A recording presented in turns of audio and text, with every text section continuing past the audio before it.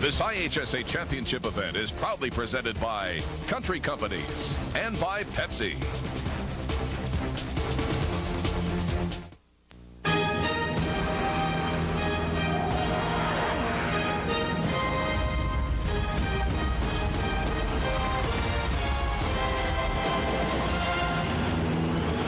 Welcome to Carver Arena, Peoria, Illinois. Tonight, the Reapers of Plano meet the Raiders of Quincy, Notre Dame for third place in the 1999 Illinois Boys Class A basketball tournament.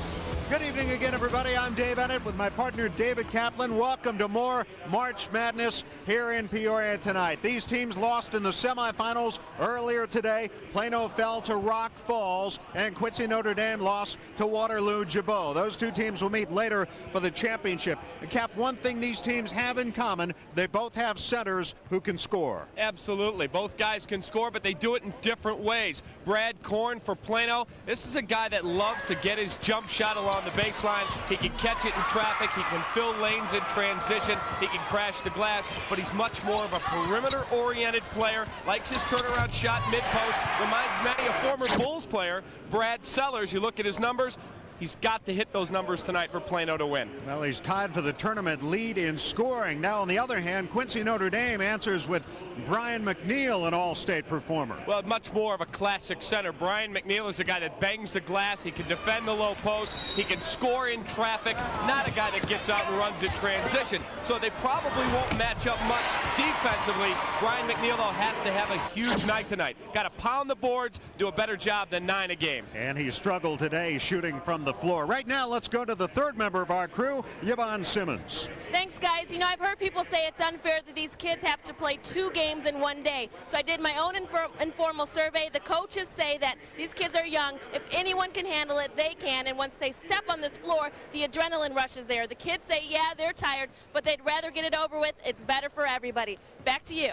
Well, you know the team that wins this game will not be feeling any fatigue. And we'll be back to meet the starting lineups for tonight's third place game right after this.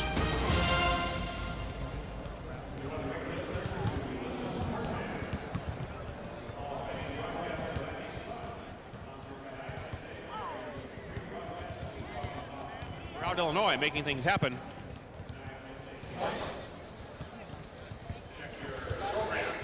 Station nearest you and find the times and they carry the free shows at IHSA Sports Report with Lenny Sutton. Hello.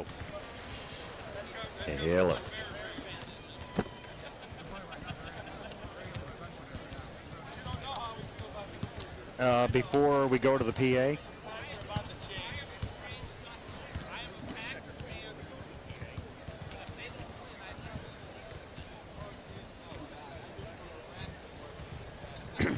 Paul Herzog, right? That's the way it should be. Still got my Patriots Super Bowl cap, my Broncos cap, rooting against you guys. Yeah. Just hit the green button. Thank you, sir. You're a gentleman and a scholar.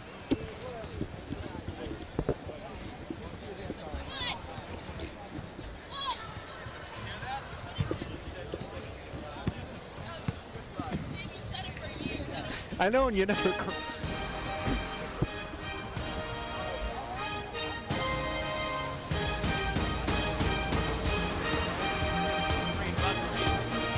The home of America's original March Madness, the state of Illinois, the boys Class A championship, and first up the third place game, the Reapers of Plano with a record of 23-9 against the Raiders of Quincy Notre Dame, 27-6.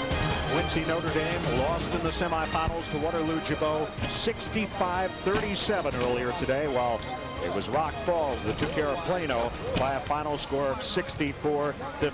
This is Carver Arena, where later tonight the championship will be decided. And right now, to meet these teams, let's go to the public address announcer, Paul Herzog.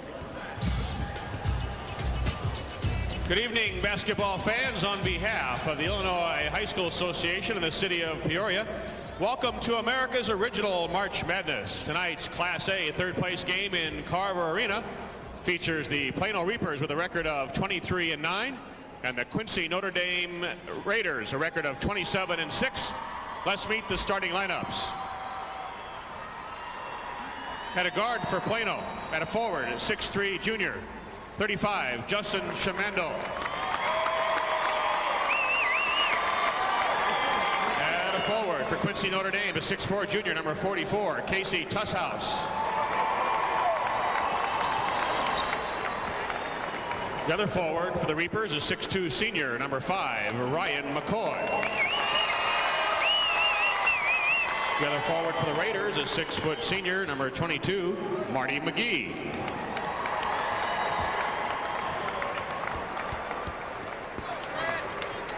At center, a 6'9" senior, number 13, Brad Korn. And his counterpart, the 6'9" senior, number 50, Brian McNeil.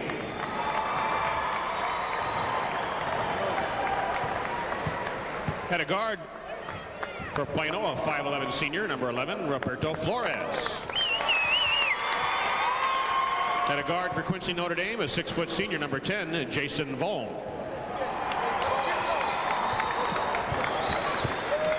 The other guard for the Reapers, a 5'11" senior, number 45, Kevin Jensen. The other guard for the Raiders, a 5'10" senior, number 20, Chris Fitch.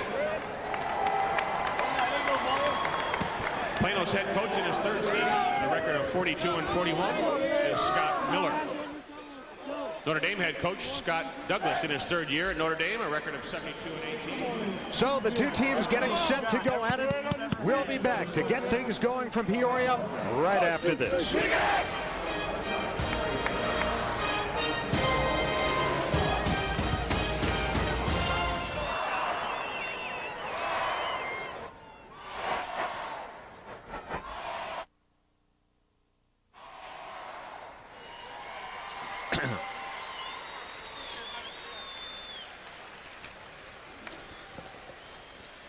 So we go right into the game here, I guess. Yeah.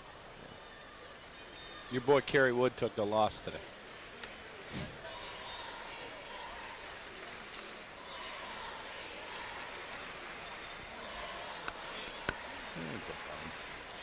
Exactly. I'd trade him. See if you get James Baldwin for him.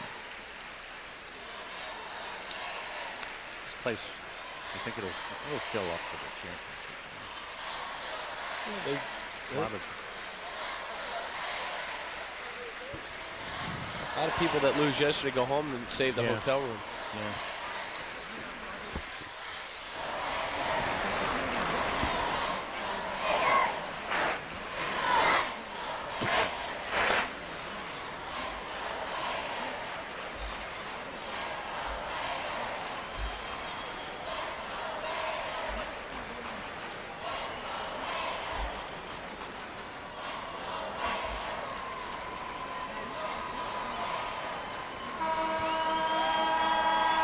It's the third place game in Class A. Plano versus Quincy Notre Dame. The Raiders, coached by Scott Douglas, 72-18 in his 3 years with the victory yesterday, 71-18. And there's Scott Miller, 41 victories. And he has taken a team which was 2-22 2 years ago to 23-9. There are officials: Jim Padberg from Patoka, Terry Taylor from Forsyth, Gary Traub from St. Elmo. And a jumper good by Brian McNeil. Well, he was 3 of 13 this afternoon, capping the semifinals. That bodes well. He comes out and hits his first shot. Absolutely. He's got to have a big night offensively and on the glass for Quincy Notre Dame to be successful. And he struggled early today. That's going to happen. You're going to have games like that. I guarantee you he's thrilled to be playing another game today to try and redeem himself. And right there you saw McNeil hit the deck against that man, Roberto Flores, in the tussle for the loose ball. Here was the shot by McNeil that got Quincy Notre Dame on the board. I don't think that defensive matchup's going to stay there all night. If Brad Korn's not physical enough inside, why take a chance on fouling out your best offensive threat? McNeil's a classic low post scorer. There you go, double the post, and you're going to have to call McNeil. He was out of control, nothing he could do. They just got tangled up. Ryan McCoy for Plano and Brian McNeil. And And the first foul of the ball game called on McNeil. 13 points earlier today. Getting through the double team. Plano with McCoy. In the right corner. That's Jensen. Got to have patience out of Plano to get Korn involved. He's going to be bumped all night long. Three on the way by Jensen is missed. Chased down in the corner and saved by Shamando, but right into the arms of the Raiders. And the other way comes Chris Fitch. There's the shot. Good in the lane by Casey Tosshouse. Real nice job to turn and make sure he got a little bit of space so he couldn't get a shot block for Brad Korn. Now here's the pressure. They trap, but Plano gets it ahead to Jensen. Jensen is a football lineman in a basketball game. I would say that he could handle the pulling guard responsibilities. Three-point play. There it is. Brad Korn. But you know what you watch, and we'll talk about Korn a lot today. You watch Jensen play. He can fill it up from outside. Here's a real nice high-low entry. Good catch. Touch foul. And Korn finishes it. Foul on Chris Fitch. And Korn, a 78% free throw shooter at the line. He was 8 for 8 this afternoon, so he is 9 for 9 today. A three-point play, and it's 4-3, Quincy Notre Dame. Here's Jason Bohm, 0 for 3 from three-point range earlier today. The pass through the arms of Brian McNeil, but saved by the Raiders. They tried to get it to McNeil in the low block, and a foul called as the ball arrived. There's Roberto Flores. Well, they've definitely made a conscious effort to get Brian McNeil involved on the low post and as a scorer. This is a guy 14 points per ball game, but if you're going to beat Plano, you got to go right at Korn, go right at them inside, and then get shots from the perimeter when they're looking inside defensively, and that's what just happened. What did I say about Bohm going 0 for 3 earlier? And there's a steal. McGee the other way. Now Tosshouse has it blocked, swatted away, and Korn then alertly bounces it off a Raider player. Real nice job by Korn to get back and get his hand up. How about this block shot? Big time play. Got his hand up there, and the better part is he kept his balance. He's very mobile. And came up with a play. Ryan McCoy. The corner to Shamando. There's the skip pass and the three by Jensen off the mark. Pulled down by Marty McGee. Quincy Notre Dame had a tough afternoon shooting the ball in the semifinals as Tosshouse fires. They're not having too much trouble tonight, however. Wow, the lid is off the basket. You know, the whole team and the following, everybody was coming out of mass this afternoon. I guess it paid off.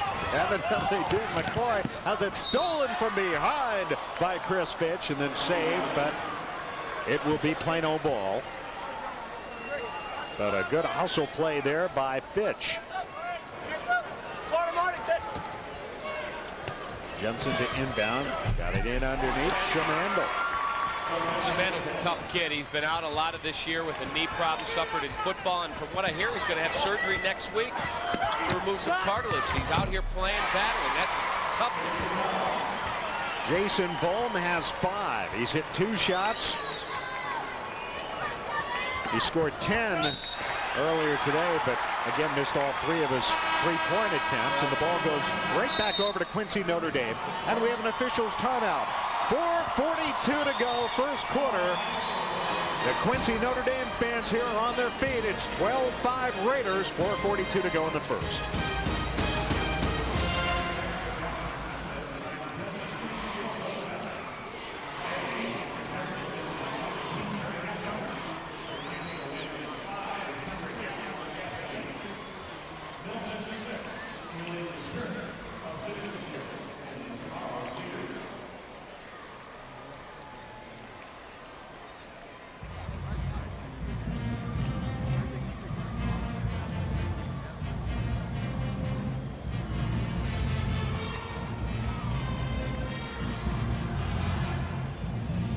Update. Yeah, this is on the inbounds. Okay.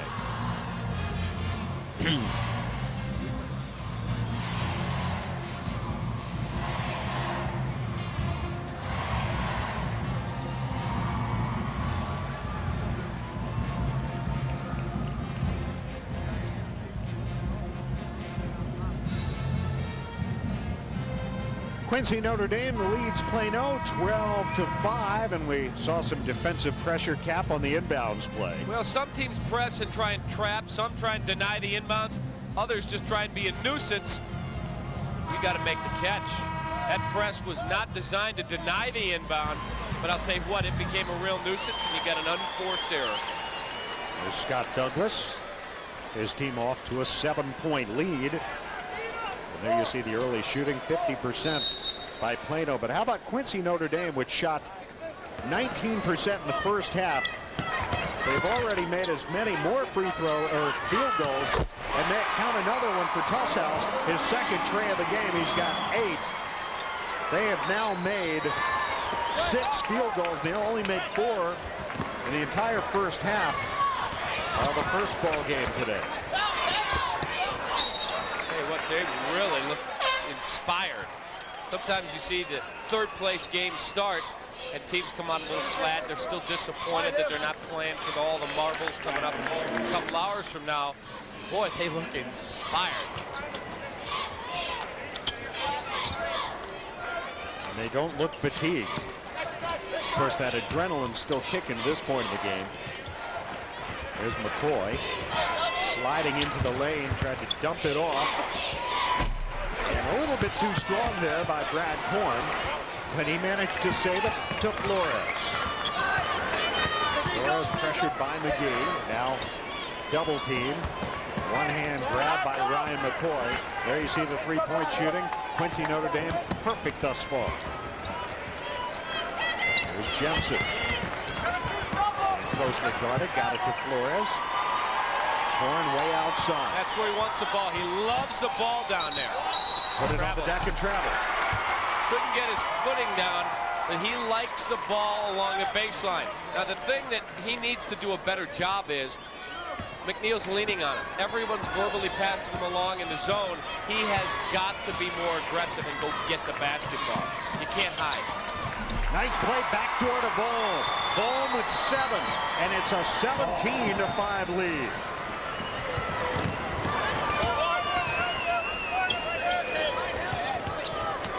Now Jensen.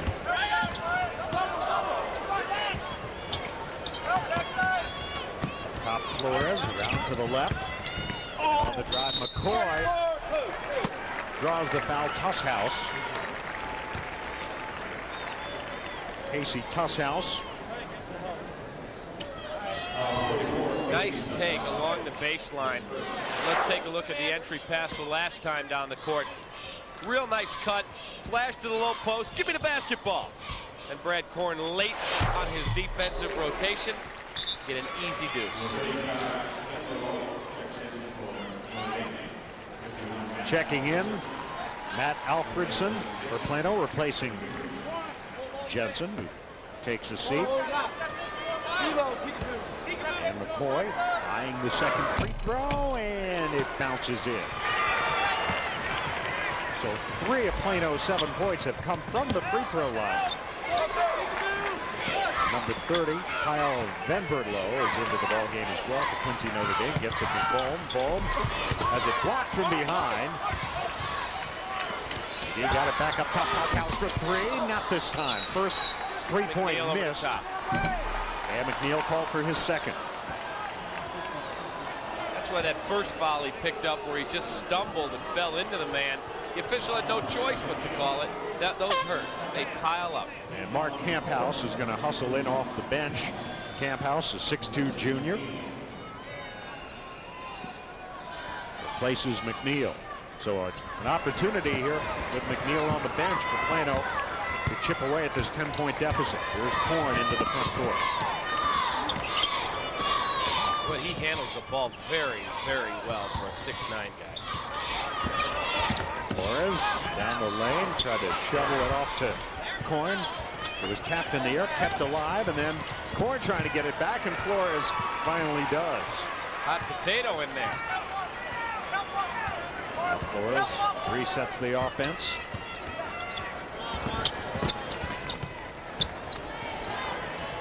There's the 3 on the way by Alfredson. Nope. Ball loose on the floor, and the foul called.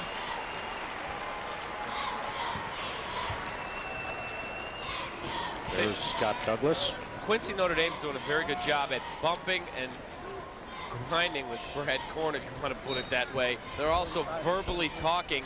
I got him, you got him, you got him. So everybody always knows where he is. Plano is trying to get him involved offensively. He's going to have to be more aggressive. Step up, and everyone's going to have to bring the ball up high. Got to catch the ball high and then get a little bounce and get his little baby jump shot there 10 feet on the baseline. You saw Shimando check back in for Plano. Marty McGee.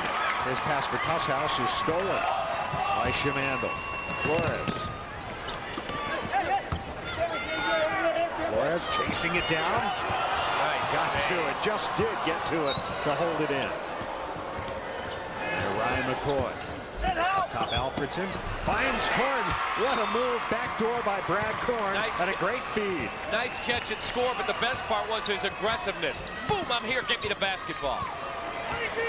Plano back within 8, 17-9. Chipping away at this lead as we approach the final minute of the first quarter. Tusshouse call for the travel. Shimando there defensively, and Tusshouse, who had been successful from three-point range, went with the shot fake and then called for the travel. Real nice job by Brad. That's a tough catch. You're a little bit under the rim, and he went right up and stuck it home. 50 seconds to go. Up top, Alfredson. He puts it on the deck. So Flores, the high lob to Korn too far. McGee wraps it up, brings it the other way. 38 seconds. And his pass stolen by McCoy.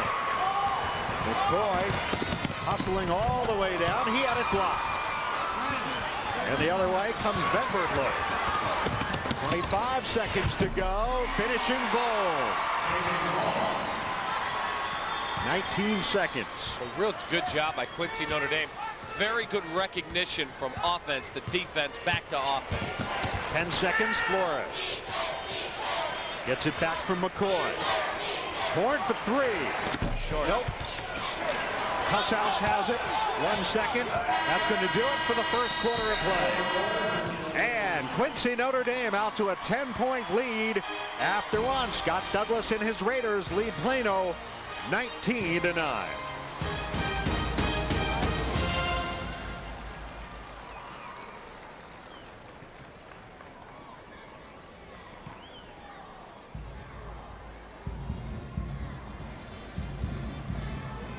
Yeah, you're just teasing. We're not going to have the disclaimer. He always says we're going to run the disclaimer. And you never do. Well, you know, I get all ready to do it. See, they're too busy. They're not even listening to what I'm saying. Jim Corno's back there watching a soccer game. Let me know when game 2 starts. I'm going to watch Manchester United.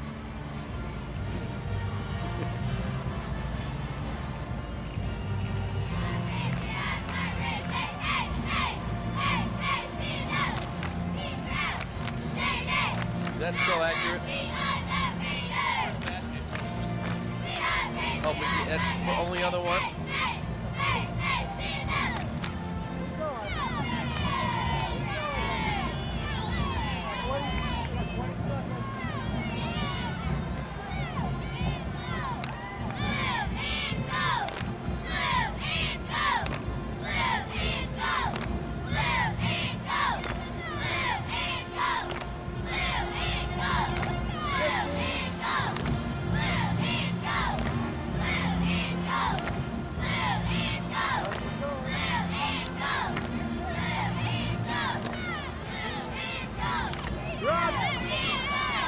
Raider cheerleaders enjoying the way this game is going so far. Quincy Notre Dame leading Plano 19-9 as we begin the second quarter. The broadcast rights for this IHSA championship event have been granted to Fox Sports Chicago and Intersport Television by the Illinois High School Association.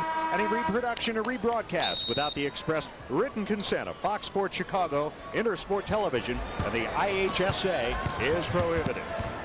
David Kaplan and Yvonne Simmons, Dave Ennett from Peoria as we begin the second quarter. Quincy Notre Dame leading in this third place game 19-9 over the Reapers of Plano. They got it to Korn, and Korn went backwards as the foul was called. Boy, did he get that thing swatted back. Here's your dinner, Brad, a leather sandwich. Wow. Courtesy of... Boom! Wow. Courtesy. That is as violent a block as you will see. And it's not from that big a guy. Boom! Get that out of here. Wow.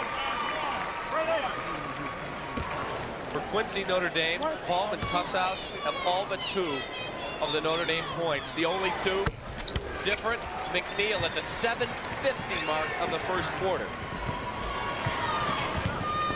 Horn perfect from the line, 3 for 3.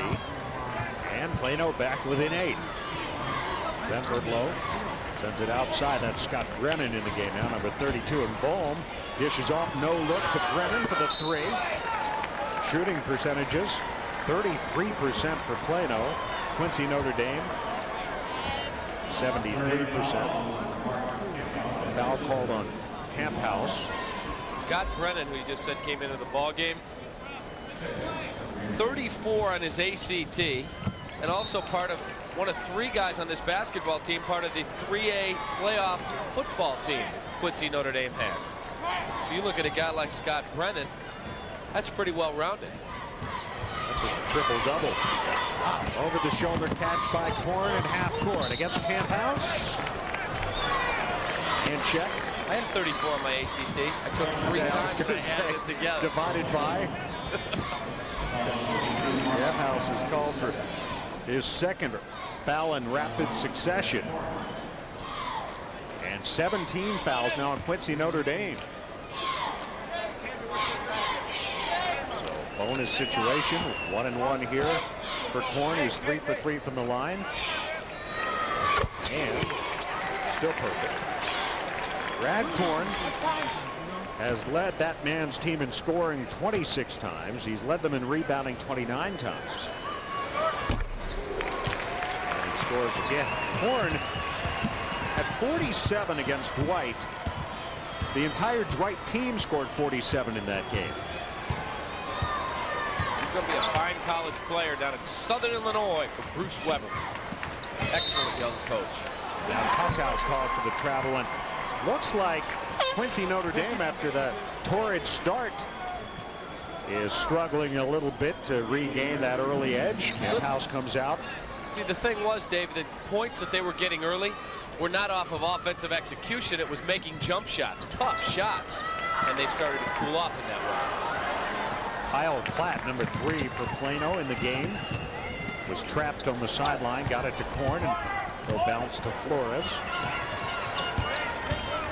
Inside of 7 minutes for the first half. Jensen on the move. Rifles it to Korn.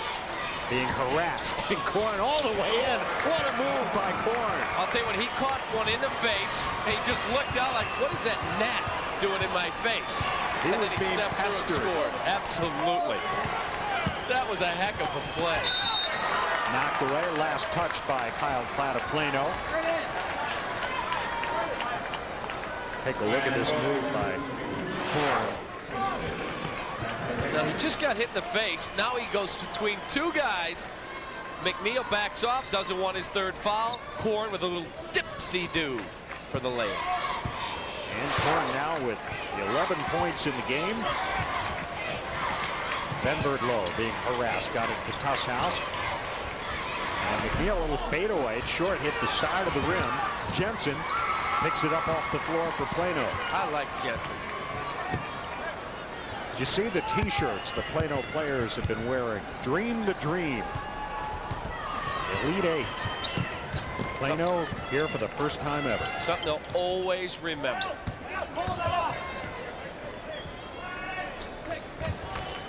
Going after those t-shirts are tattered and worn.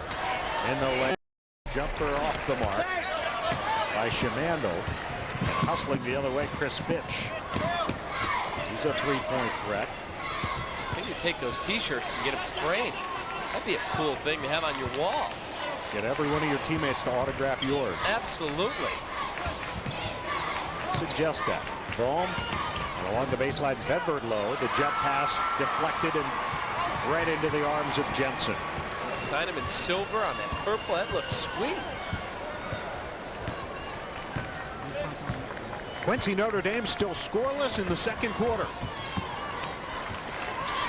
They led 19-9 after one. It's 19-15 now. And Flores fires it to Jensen. Into the corner. Korn faked the shot and then traveled. 4:54 to go here in the first half. In this third place game, we have an officials timeout with Quincy Notre Dame's lead down to 4 over Plano.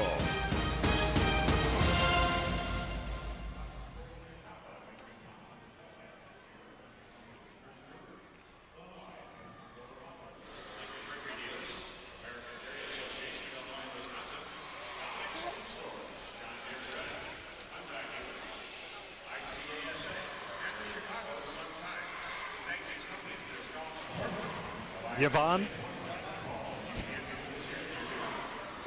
It doesn't matter, Dave.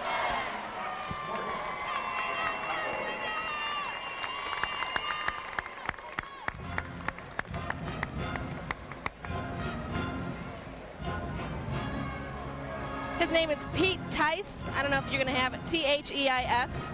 And he is the middle school principal. Has been coaching these guys since 3rd grade.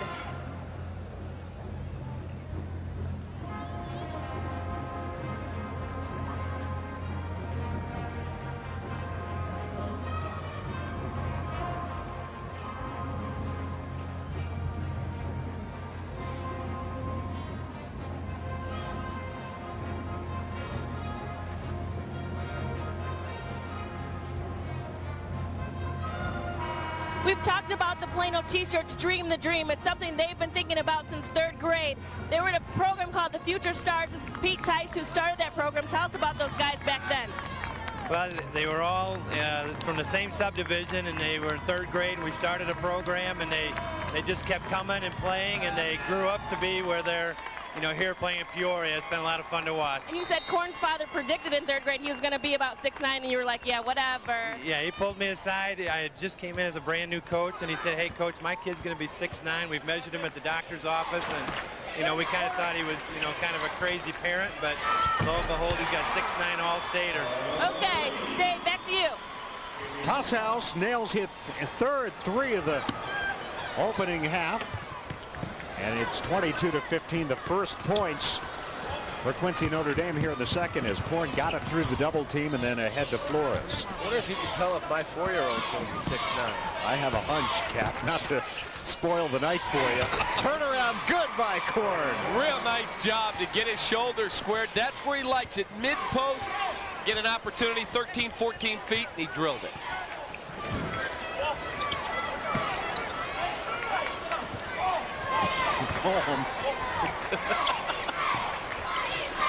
So I've got no chance of having a 6'9" son. Huh? No, I don't think so. Skip pass to Vol. Back up to Venbert low. Nice pass. McNeil, great ball movement. Real good interior pass. And McNeil, who struggled early in the game, had a couple of fumbles, just caught it and took it to the board. Didn't put it on the deck. Good job. Pass knocked out of bounds to the scorer's table. It remains in possession of Plano. Chimando returning now for the Reapers. Tomorrow, you'll see the Public League Championship. 5 o'clock tomorrow afternoon from the UIC Pavilion. And the winner will be here next Friday for the AA Elite Eight. Long three, good by Jensen. That was a deep three-point shot, his first of the game. He's got range on that jump shot. He may not elevate, but he can knock it down. South has it poked away by Korn out of bounds. As we approach the 3-minute mark, there's Kevin Jensen, co-captain of the Plano Reapers, and their first 3-point field goal of the game after 4 unsuccessful tries, and now McGee misses, and Chimando pulls down the rebound. Got to look for Korn now. Mid-post, he doesn't have McNeil on him, and that's who they were going for, but threw it away. Scott Miller says you cannot afford those. Possessions are like gold. You cannot throw them away.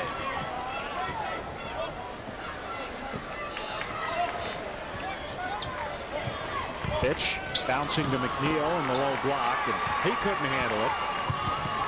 Ends up in Corn's arms, and Plano with a chance to get within 2 with 2:20 to go in the first half. This is our third place game coming up. We'll have our championship battle. Bring it up. Another one. Big fella. The nonchalant shrug from Jensen. Absolutely. He says, no football lineman. I can drill him. Ball to Tusshouse. Faked the shot. Got Shimando to leave his feet. And the foul call. It's a 1-point ball game. 24-23. Let's look at the triple. He gets his shoulder squared. Look at the form. The follow through. Nothing but twine. Pretty shot. Here's a shot of Brian McNeil. This is a kid who has a bright future. He's 6'9", 215 pounds. He's only going to get bigger and stronger. He's a senior.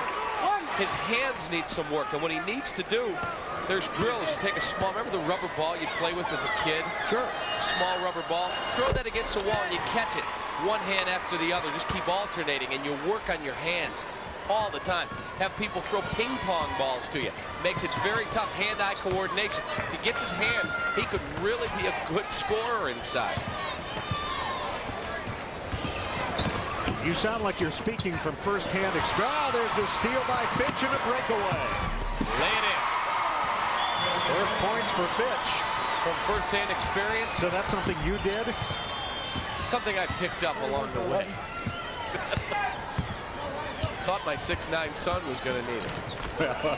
Hey, he could still be a quick, agile point guard. Corn catches. And Nice finish. Nice finish. Pass came in right where he wanted it, up high. Corn with 15 of Plano's 25 points. Now Tusshouse attempting another three, and he makes another one. Well, he gets some tough looks, and he drills them. 4 threes for Tusshouse, 16 points in the game. Final minute, first half. Corn, head to McCoy, one-on-one against McNeil, got it. That's a great finish, and all the tougher, he hurt his ankle yesterday, and he was able to get a jump stop and then explode to the basket. I said to him before the game, we were getting ready to do the open. I said, hey, how's the ankle? He said, it's sore. I said, but you're tough, right? He said, absolutely. I'll play every minute they let me. Quincy Notre Dame will have the lead going to the locker room, and they're hoping to extend it. The coach, Scott Douglas, out shouting some instructions to his players.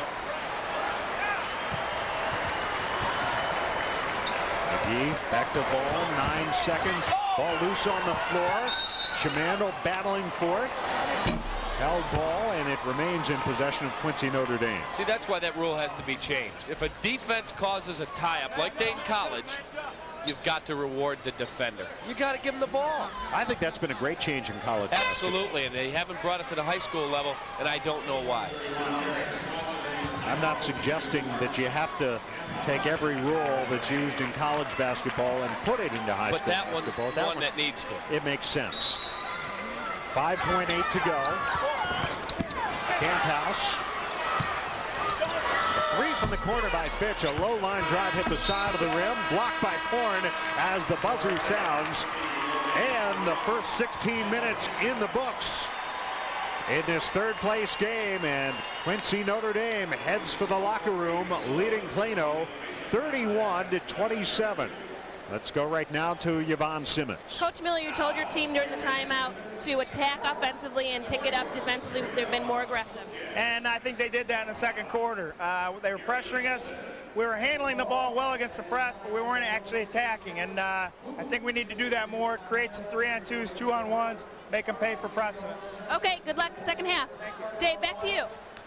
All right, thank you, Yvonne. So 31 27. Quincy Notre Dame leads Plano at halftime as the third place game continues from Peoria. Back with our halftime activities in just a moment.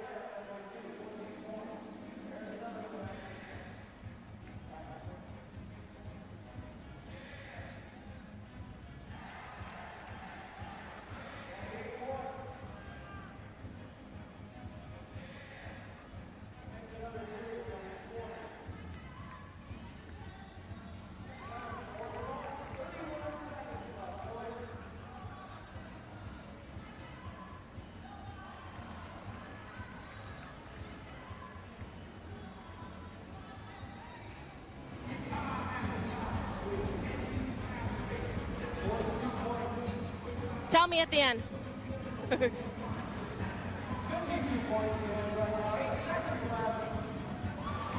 We're back in Peoria where Quincy Notre Dame is leading Plano 31-27. I've got Bill Thomas here with me, and if you're wondering who that is, John Thomas is the center for Jabot. So we're going to talk about him. You'll also be looking at the Phillips 66 shootout behind us. Don't worry about it. We got a great interview here. Bill Thomas, your son is the third player center to play on this team, Jabot, but nothing has been more exciting than this. Nothing more exciting to go to state and be as successful as the boys have been. This is just a dream for all of us, I'm sure. Now, you said all your sons were centers, and I'm taller than you. I'm about 6 feet. How'd they get so big? Oh, God, I guess how they must have took after somebody other than me, huh? Yeah, and now, what about your son? He loves the game, you said. They're doing really well riding on his shoulders. Johnny just enjoys basketball. He always has, and it's so exciting to be him so successful, him and his team. And I heard that you're a good father. You had to trade shifts in order to come here this weekend. Well, we certainly did, but again, good folks around to take care of us. Okay, well, your son is a pleasure to watch. Dave and Dave will be back after this with highlights and stats. Stay with us.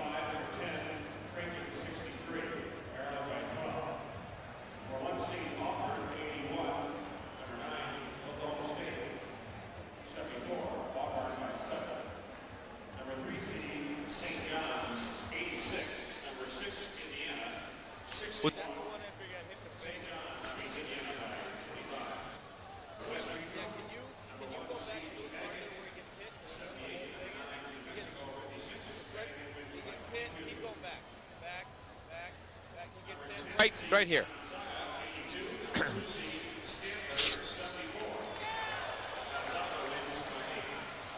There's where he catches it, right there.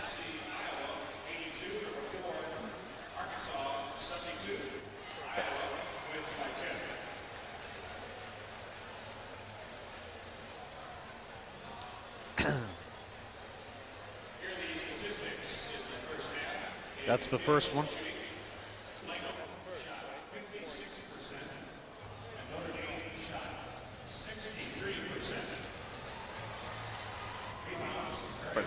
Okay.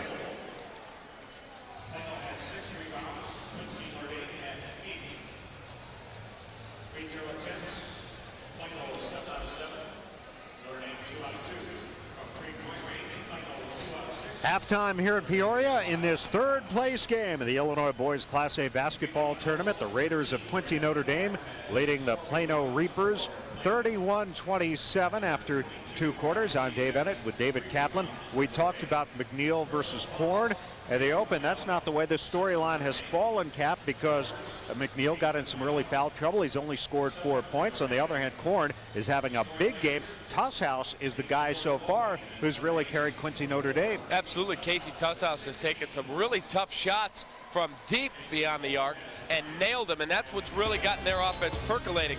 Here's a look at one of the threes that he drilled. That's a real good shot right there. He squared up and nailed it, but he had a couple others flash into the top of the key and was able to convert. Brad Korn, 15 first half points. Now watch this. He's going to get hit in the face here. It's tough to tell. Guard's going to drop down. They try and trap the post. He's going to catch one in the face, and he says, "Get off of me." Now he'll split the double there. Now step through another double. Go right around McNeil, who doesn't want to pick up another foul. And a little dipsy-do for 2. Korn 5 of 7 in the first half, but Quincy Notre Dame has the lead, 31-27.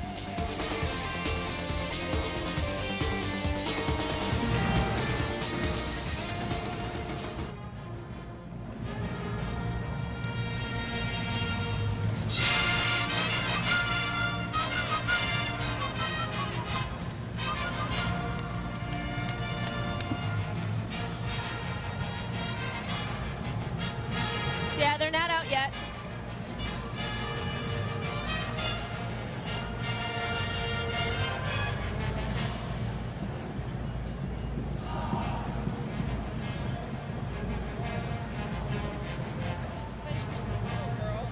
And you are blasting in weather with night.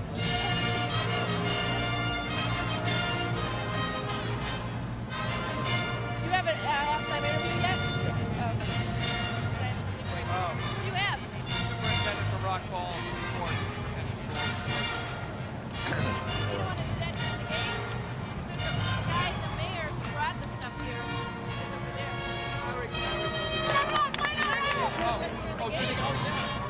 Hey, Yvonne, can you hear me? One of the two. I think he was. I don't know. Hey, Yvonne.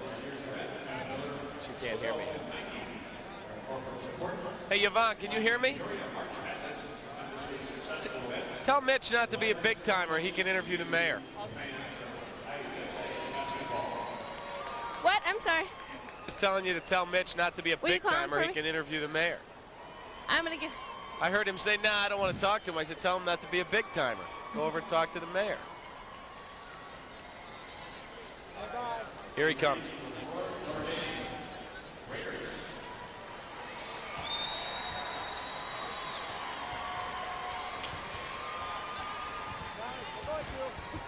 Wait, he's coming.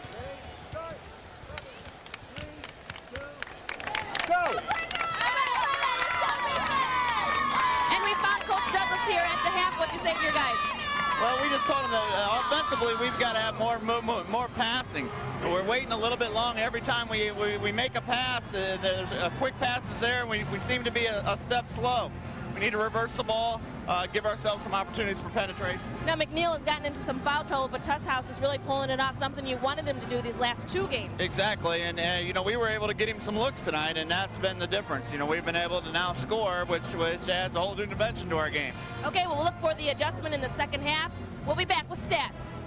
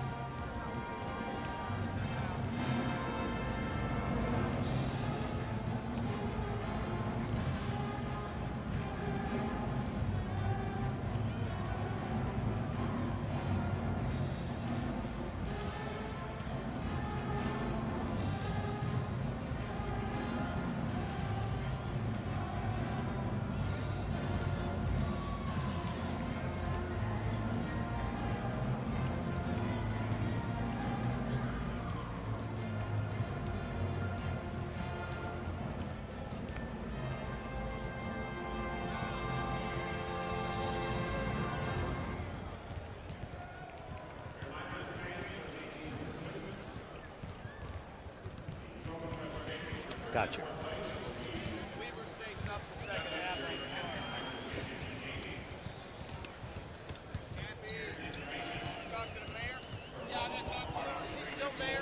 I'm not sure. I'll find out. I'm not doing it half. I have to make any guesses, but I'll do them during the game. He's a great guy. Yeah, he sounded good. I got halftime. I got a shot attack with shot balls. It's just they don't have 167 state ball.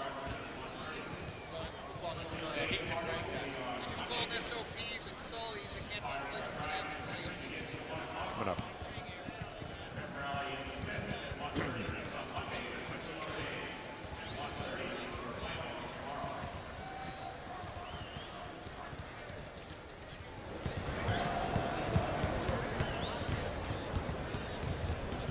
Brad Korn and the Plano Reapers warming up as we get set for the second half of this third place game. Look at the first half statistics. Shooting percentages, Plano 56%, not bad. Quincy Notre Dame even better though, 63%. Three-point shooting, Plano at 33%.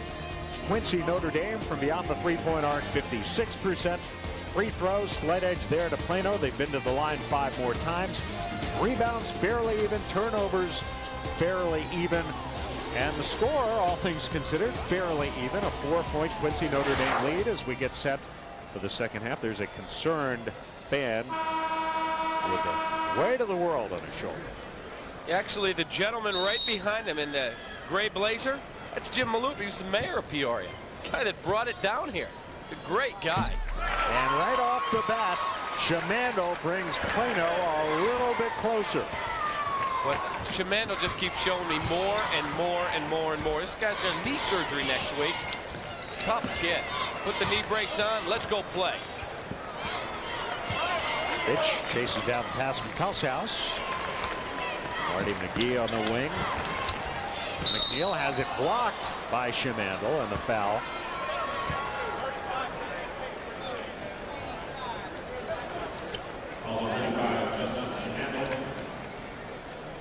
Coach Scott Miller has talked about the inside presence which Shamando's return gave this team when he came back from his knee injury, went in January, I believe.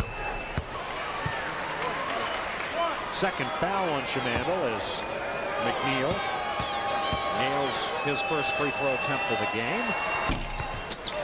Missed the second, and it bounded into the arms of Ryan McCoy. 3-point Quincy Notre Dame lead.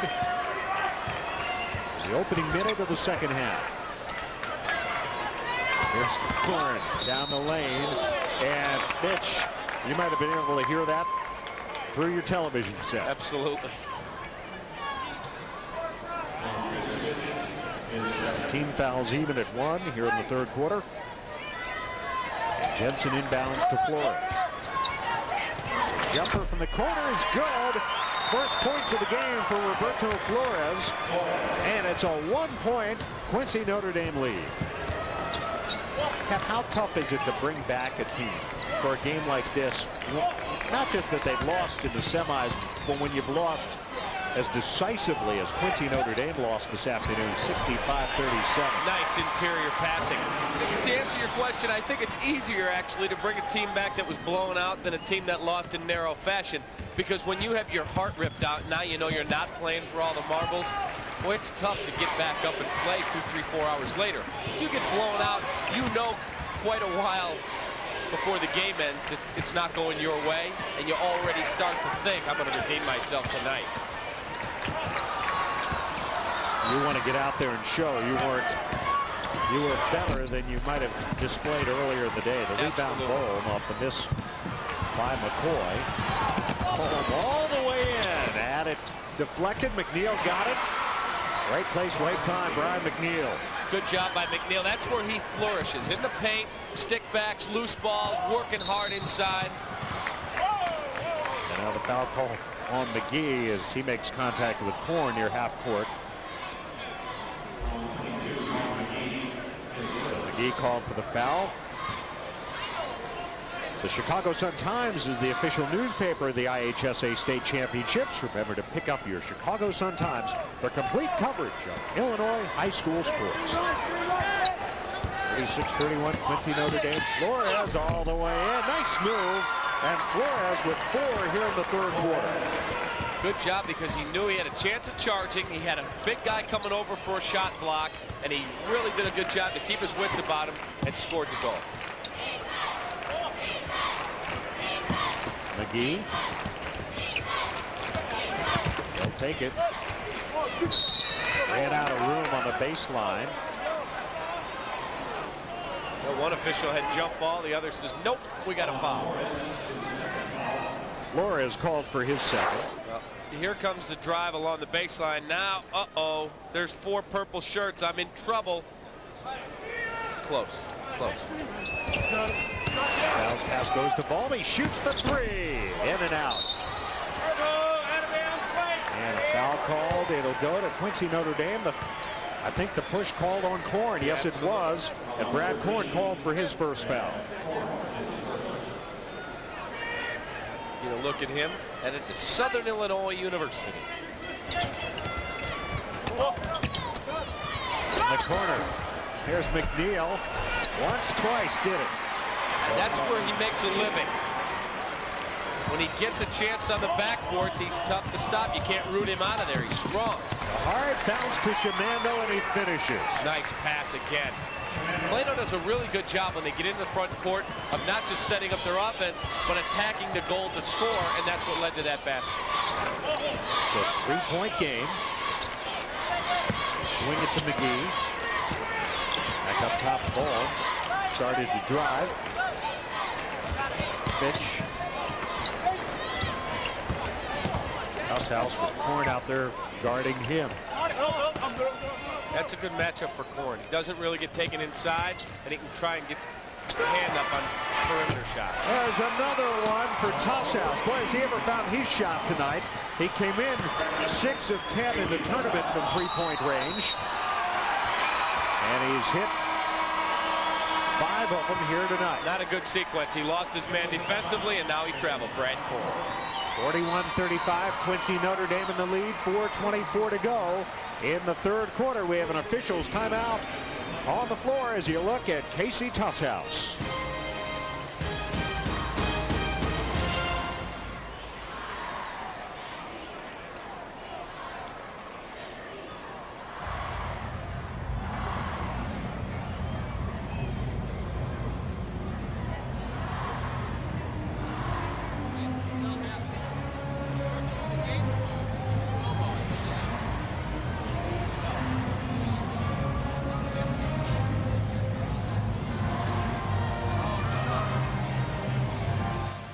Okay, website.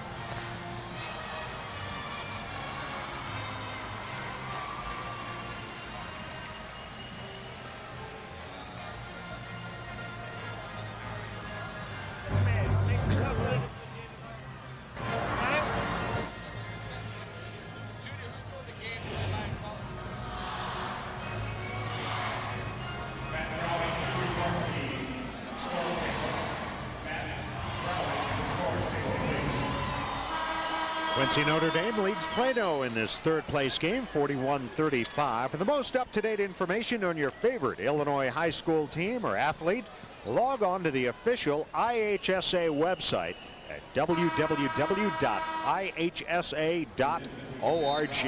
Great up-to-date information on Illinois high school athletics. Tosshouse trying again, hitting again. That's 6 for Tosshouse. He is just got it stuck on automatic. 22 points for Casey Tosshouse. McCoy saved it into the arms of Chris Fitch. Weaves his way down the court. Fitch ran into McCoy, and another 3 this time by Baum. No good. McGee put it back up. Foul call.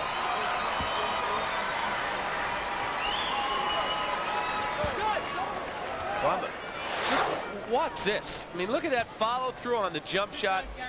Up looking for Tusshouse's 3, but there's contact inside on an offensive rebound. But Tosshouse is just filling it up. Third foul on Flores. Korn, who had been resting on the bench, now hustling back for Plano. along with Eric Swanson, a 6'1 junior, number 31. He checks in. There's Tusshouse. Look how he gets his whole body into it. He bends his knees. He says, let's go get him. He missed the second. Korn and Shamandl converge for the rebound, and bringing it up is Swanson. Jensen and McCoy.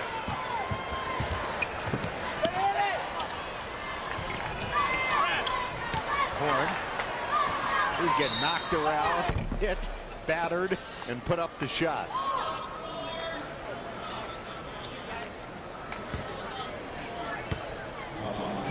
Marty McGee called for the foul. And it's a shooting foul. Third team foul. Second on McGee, and Korn perfect from the line today. 13 for 13 in the 2 games. Oops.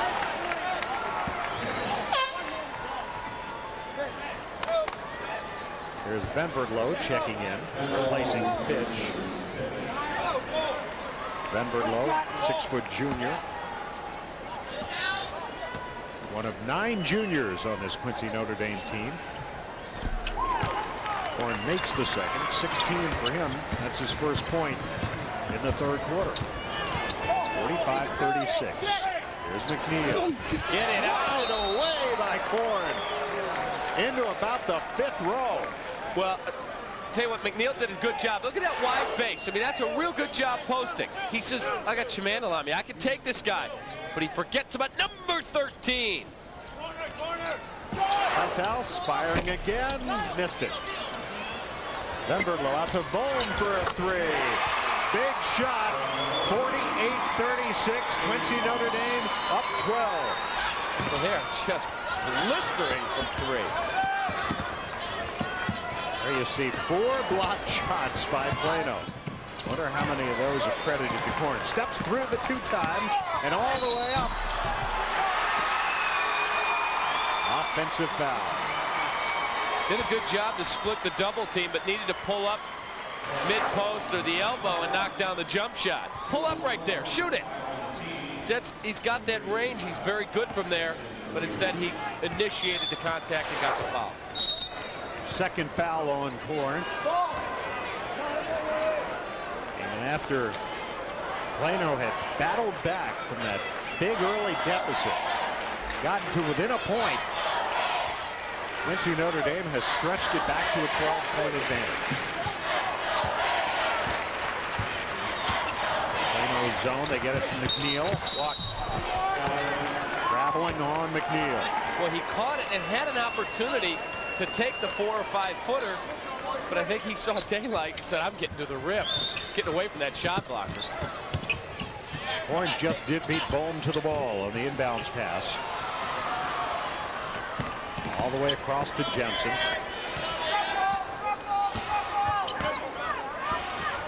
There's your zone defense again at Quincy Notre Dame. Jensen for 3.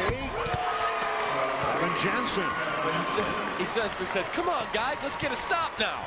Well, he does such a good job. He's not artistic. He's not athletic. But, man, can he shoot and play the game. Gets him back within 9 with just over 2 minutes to go in the third quarter. Venverlow.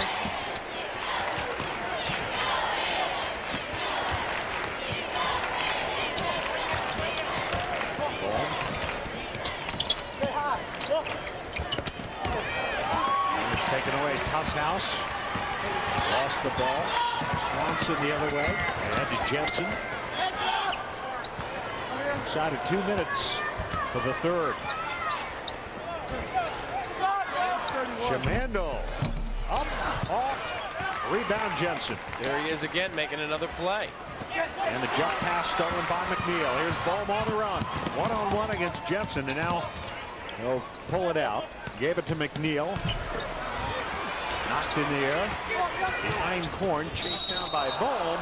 We have contact. And we have Shamandl shaken up. Boy, that's not good at all. He's in a great deal of pain.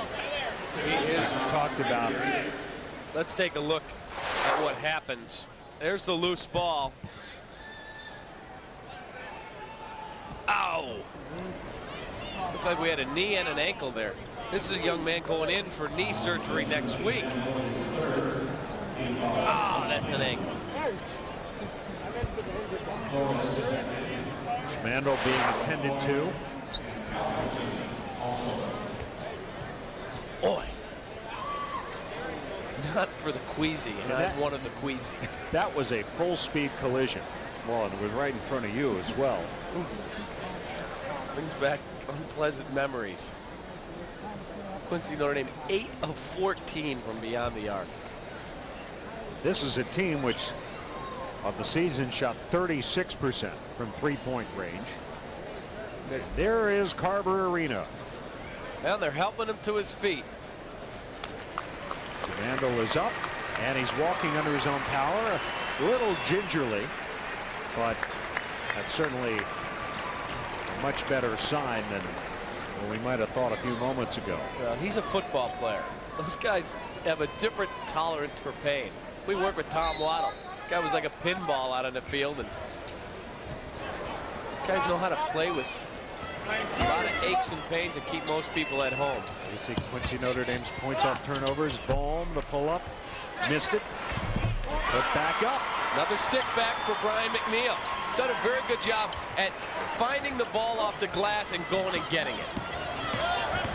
And he's got 9 here in the third quarter. 1 minute exactly remaining in the third. McCoy. Torres to Jensen. Looking for the open man. How about Korn for 3? Nope. McNeil has it. Nice rebound.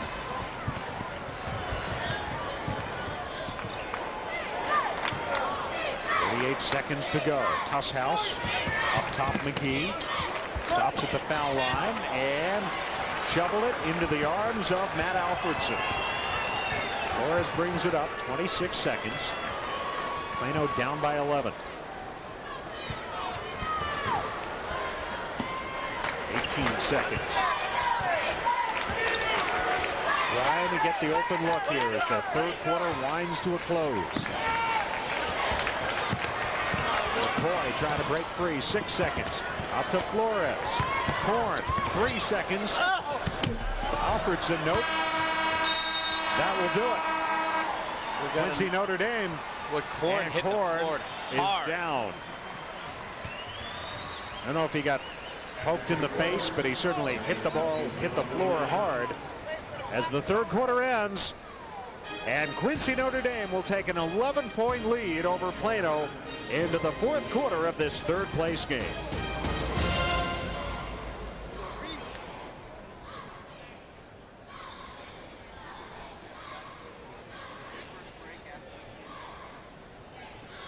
Okay.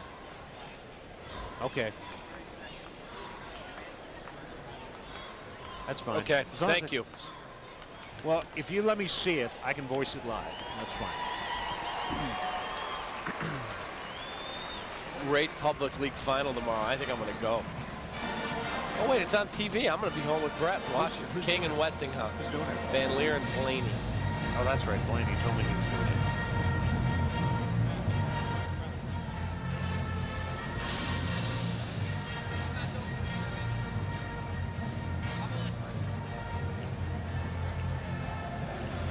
Let me see that, will you?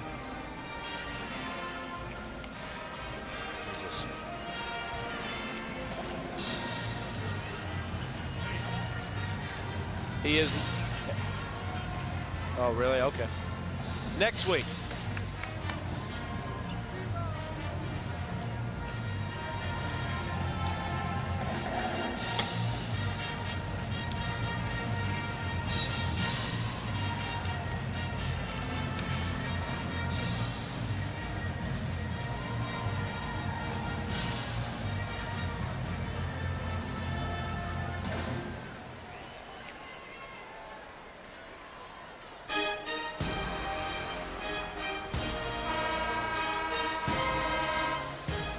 Welcome back to the home of America's original March Madness.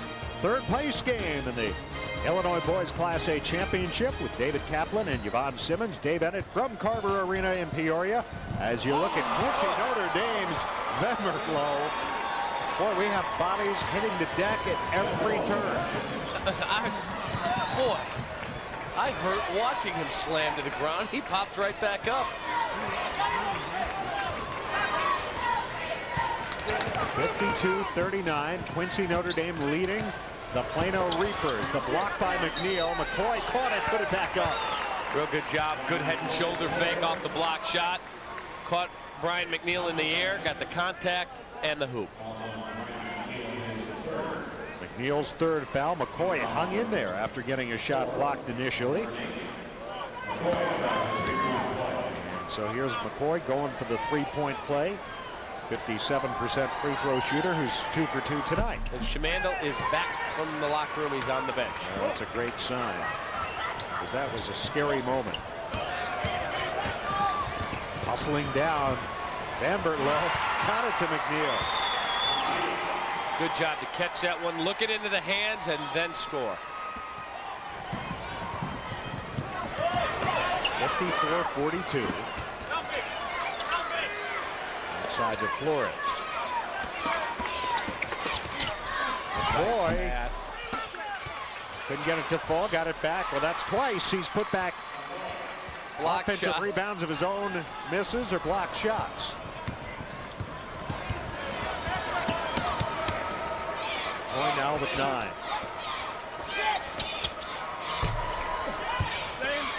Warren tapped it into the arms of McCoy. 54-44, 10-point Quincy Notre Dame lead. 6.5 to go. Coming up after this game, the Class A championship.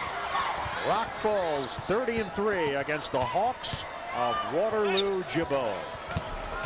Horn Nice with a nice job. move. Really did a good job to duck between traffic and get the ball on the glass. Speaking of the championship game, Rock Falls better come up with a game plan. They're going to stop John Thomas down low. That kid is a stallion. Earlier today, Thomas 13 of 16 in the win over Quincy Notre Dame in the semis. Shooting 80% in the tournament.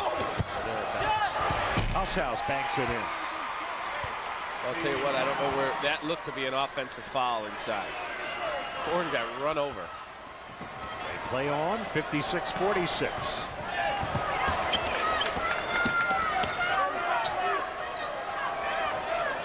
Horn starts to go, driving on Tusshouse. And a foul on Tusshouse. Casey Tusshouse has really come alive offensively here tonight. Had the game winner that put his team here in the super sectional. And he picks up the foul right there. Flores not a tremendous three-point threat, so they leave him out there. Now McCoy into the lane, draws the contact. Vanbertlow. Horn wants the basketball, but what they've done, Quincy Notre Dame, is drop foam down and try and either deny the pass or trap that mid-post area that Horn likes to operate in.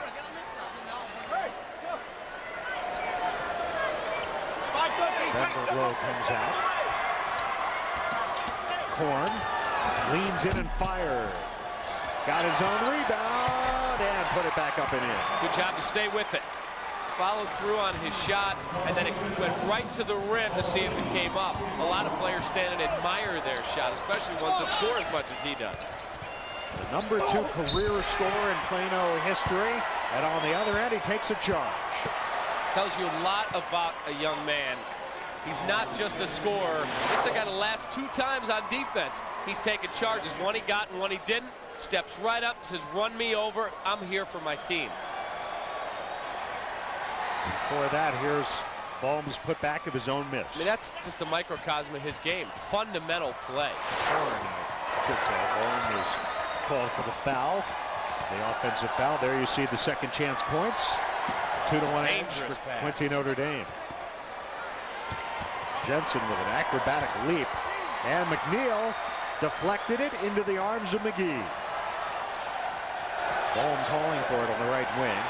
Fitch gets it instead. The McNeil out to Bohm. He'll launch a 3 over McCoy. Nope. Corn, McNeil, Shamandel all there. And Shamandel gets it to Flores. Well, I don't know if people can tell at home, but they're doing the wave here in the arena now. The wave's not an Illinois thing. It belongs on the West Coast.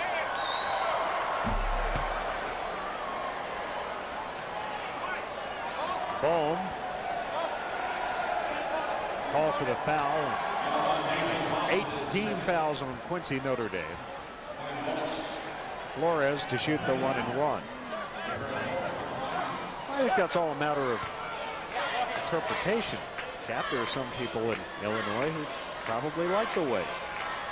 Now, the wave, that's a Green Bay thing. People are warming up for the championship game.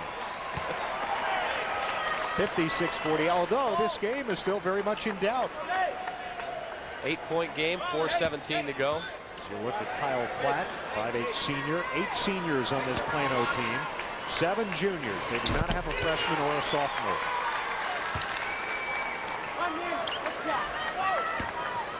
But I guess the most important guy that they're going to lose, there's not too much question about that. Good offensive rebound, Shamanda. Horn looking to operate. He wants to shoot it. He passed it instead. McCoy, the turnaround. Good job by Korn. Don't take a bad shot. And it's a 5-point game with 3:55 to go in regulation. House. Rifling it inside to McNeil. They'll get Shamando from behind. 4th foul on Shamando. Subs coming in for Plano, including Jensen. Andy Enoch, 6'3" junior. And Shamando heads for the bench. There's Andy Enoch. Plano on a 7-2 run. Get back in this thing. Free throw by McNeil, who has scored 16 points, 12 of them here in the second half. And makes them both. And it's a 7-point Quincy Notre Dame lead. We have an officials timeout on the floor with 3:46 to go, 4th quarter of this 3rd place Class A game.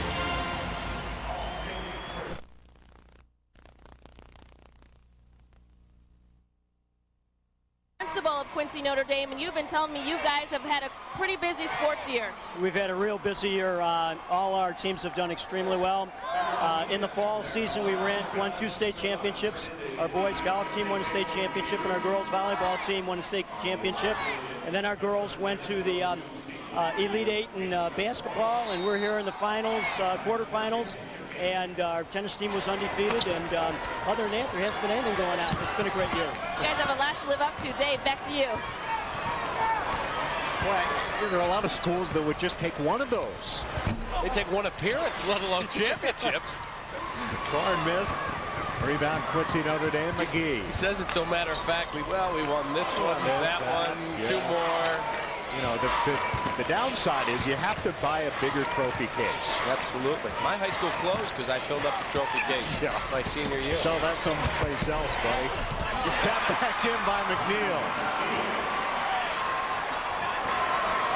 Ryan McNeil has turned it on in the second half, 19 points. Well, they need to go inside right now because Tussauds got poked in the eye.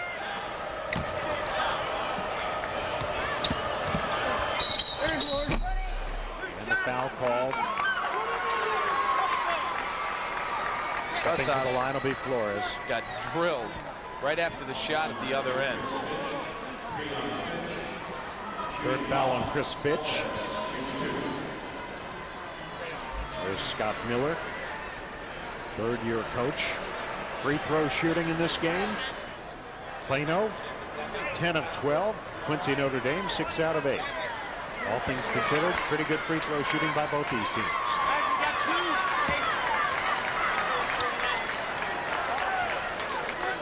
And Flores.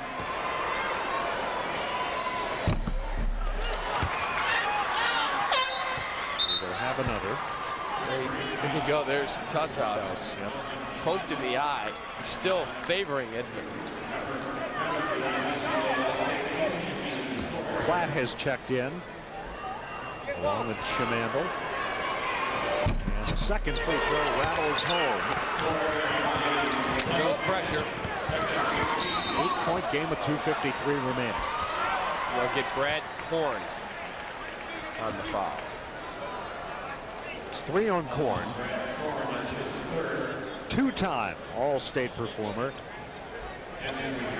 Coming up tomorrow, the Public League Championship. What a matchup that is. King against Westinghouse. The winner will be here at Carver Arena for the Elite Eight next Friday, live at 5 o'clock tomorrow afternoon on Fox Sports Chicago. Now, you talk about contrasting styles. Westinghouse has no one in their lineup bigger than 6'3" or 6'4". King has the player of the year in Leon Smith, who's 6'11". They've also got 2 other players 6'8" or thereabouts. So will the size win out, or will the quickness and defensive skill of Westinghouse win out? They beat King earlier in the year. It'll be interesting to see what happens. I think King can get him tomorrow if it's a half-court game. I'll be watching. I'm sure you will too. Korn missed, tapped it out of bounds. It was last touched by Quincy Notre Dame.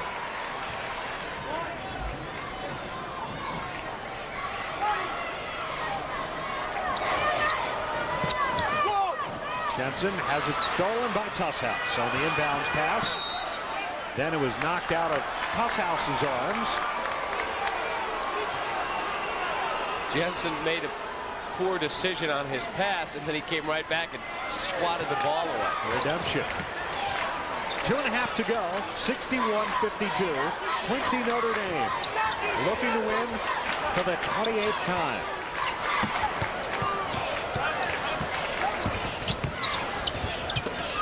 Korn. McGee the other way. 2-on-1. Bounces it in. Ball blocked by Korn. Out of bounds. Korn hustling back there on defense. Good hustle on Brad Korn. That was a real nice pass on the break. Wait till Jensen can't do anything other than defend the passer, but here comes Brad Korn. Love to see big guys get out and run. McGee, little trouble handling it, double dribble. Looked like it just slipped. Jensen to throw it in. And a foul called on McGee. And with your team up by 9 points with 2:03 to go, I think that look on the face of Scott Douglas tells it all. Says, guys, we've got a 9-point lead with 2:03 to go. Why let them score points without the clock moving? There you see the turnover situation. Flores 2 for 4 here in the second half. Flat returning. Give you a little quickness defensively. Jensen took a seat. Flores with 6 points in the game. Make it 7.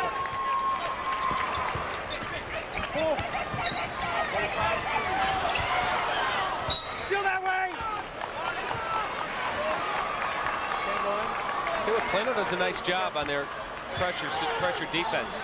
They do a good job trapping the first pass. Korn very active with his hands, makes it tough to get it inbounds. They make them up with a turnover.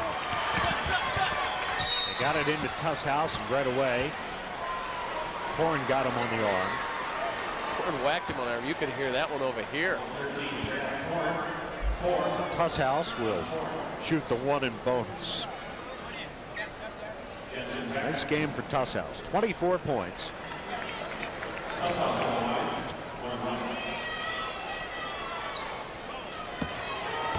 There's Korn with 4 fouls.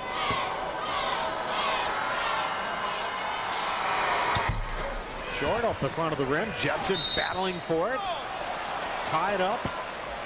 McNeil got down there, and the ball will go to the Reapers of Plano.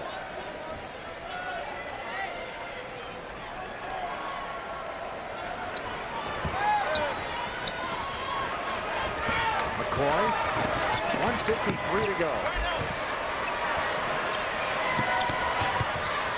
Shamandel for Korn, knocked out of bounds. Last touch by Quincy Notre Dame.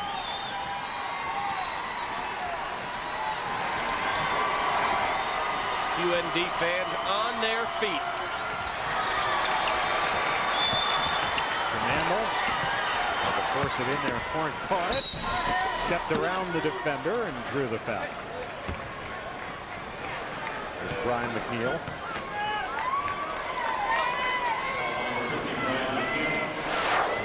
Look at Korn in the low post. Here comes the pass in. He feels the contact. Does a nice job to go right by Tusshouse. God, how did I not make that shot? Foul on McNeil was his fourth as Korn sinks the free throw.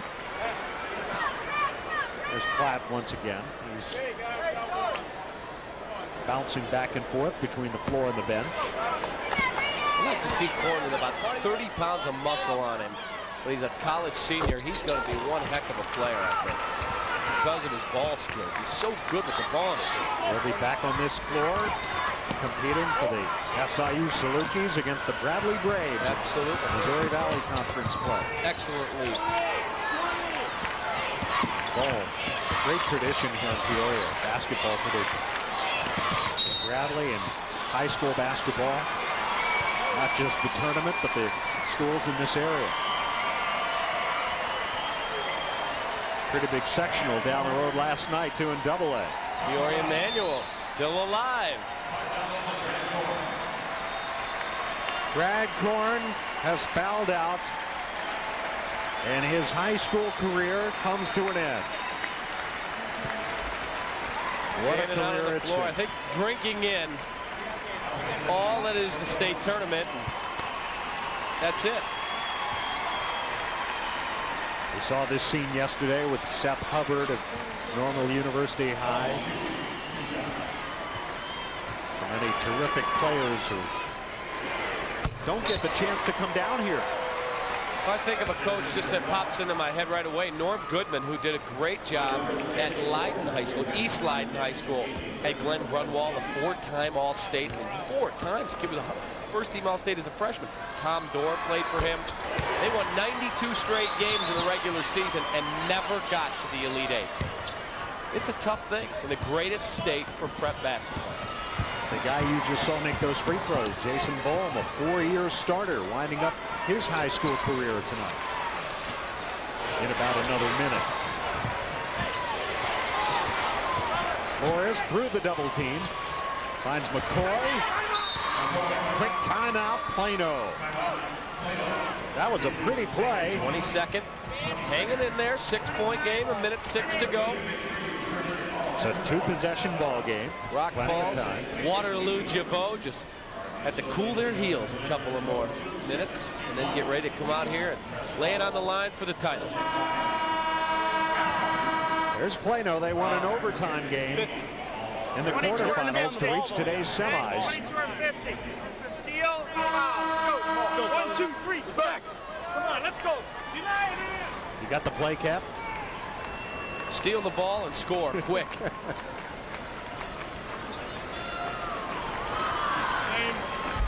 Neal with a big game.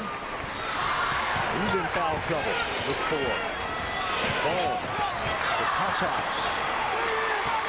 Miller came up with it. There's McNeil all alone underneath and hacked by Klatt, who goes flying. He's okay. He took a hard tumble. Well, he did. We have seen bodies crash to the floor tonight. Anybody who thinks the third place game doesn't matter, just look at these plays. Nice catch. Go up one time. The big fella wants the dunk. And Klatt says, you're not getting a dunk.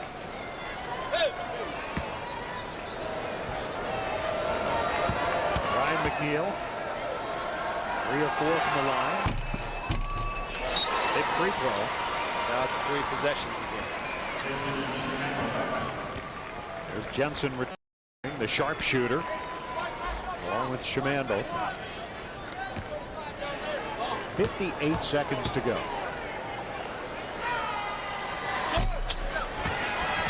Rebound wrapped up by Matt Alfredson. He made sure no one was getting that one. 50 seconds, Flores.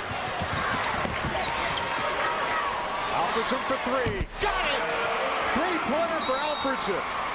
His first points of the night. What a time for it. Well, I'll tell you what, he's going to cut that last 20 seconds out of the film and say, this is my highlight film. What a great rebound, come down and then square up and drill a three. 41.4 to go. 4-point game. Back with the final seconds in a moment.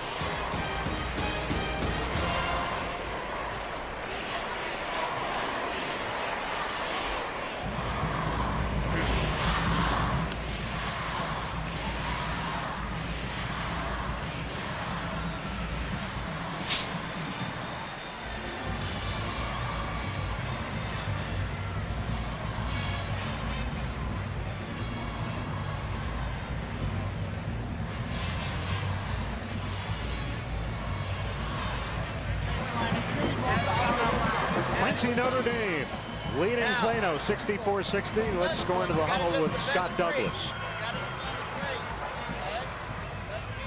Here as we go back to Flores and Alfredson.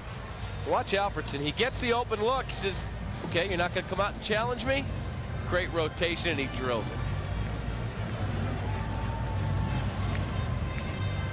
Plano's got their shooting up to 57% for the game. Quincy, Notre Dame, 54. Possession arrow to Quincy, Notre Dame. 2 fulls and a 20 for Plano. 3 fulls and 2 20s for Quincy, Notre Dame.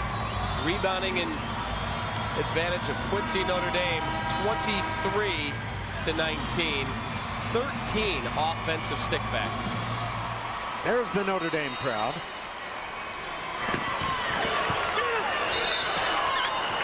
And a quick foul by Plano as Holm tried to wrap it up in the corner. Andy Enoch.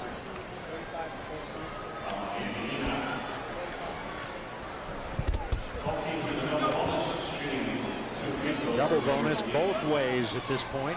As you saw in our game reset, 64-60, 40.1 to go. Holm 70% from the line. Tonight, 2 for 2. There's the Plano bench, and there's Brad Korn, seeing if his team can pull this out without him.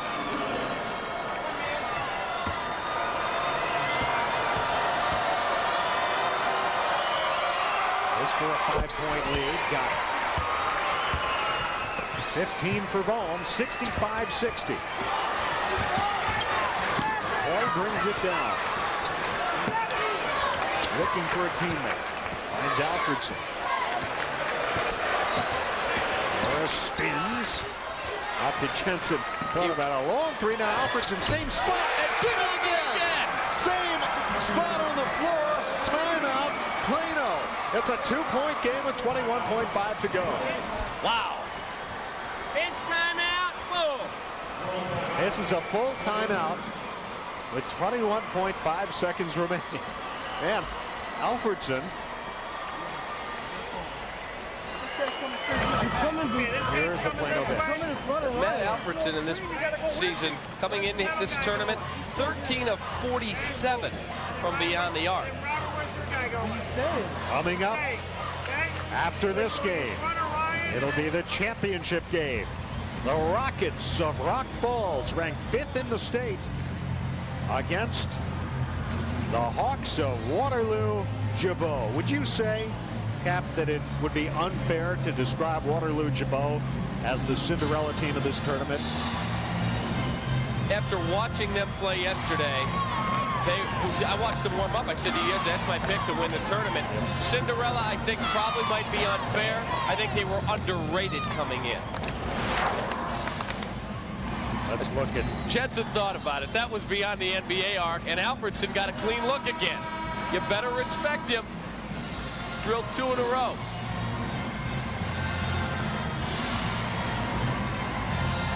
Boy, 2 huge shots. Pitch got over there just a little bit late to contest the shot. Now you've got time with 21.5 seconds left. You've got time as you look at 3-point field goals. You've got time left to go for a steal on your inbound, maybe even take 1 swipe at a trap, and then commit your foul, and you've got to hope for 1 miss. Pitch. We'll have to take a timeout. Good defense by Plano. Yvonne can fill us in on the strategy. Well, the last time out, they wanted to bump Volm off and try and not let him get the ball. And they want him to bump him off the path, which is a good defensive strategy. Offensively, what they wanted to do once they got the ball, if they got the rebound, push it back down, quickly penetrate and kick it out just like they did last time. But now it's a 20-second, can't get in there to find out what they're going to do this time. Thank you, Yvonne. So 21.5, 65-63, Quincy Notre Dame. The Raider cheerleaders look on nervously. There's the timeout situation. Possession arrow to Quincy Notre Dame. And a quick foul. See, there you could probably, and again, it all goes down to personal choice as a coach. You could allow that trap to develop for 3 or 4 seconds and see if you can get a steal out of it rather than immediately fouling. But some coaches want to foul right now so that if they make both of them, you come back down. You don't need a 3 then. A 4-point game, take the best shot you can get. Maybe attack the rim. Look for a 3-point play the old-fashioned way. It's a 3-point game. This for a 2-possession lead. Jensen, and there's Alfredson, who's hit those 2 threes. The Gunners. Short. Big rebound, McGee. Huge. Tusshouse. The ball, but he's fouled. Shamandel and Jensen hustled over.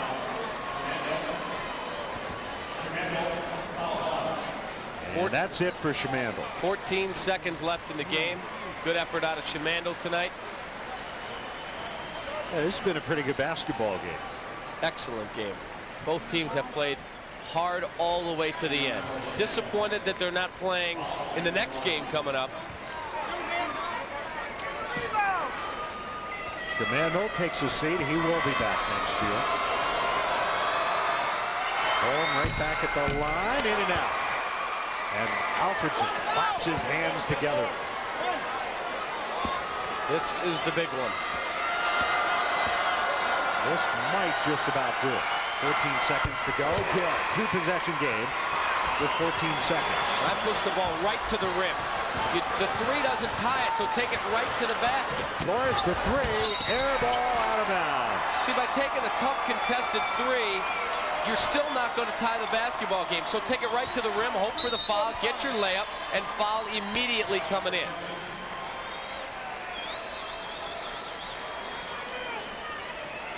Fitch will inbound.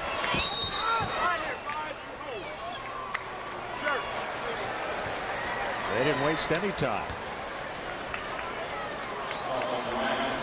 McCoy called for the foul. 6.5 to go. Quincy Notre Dame led by as many as 12 in the second half. There you see free throw shooting. Fairly even.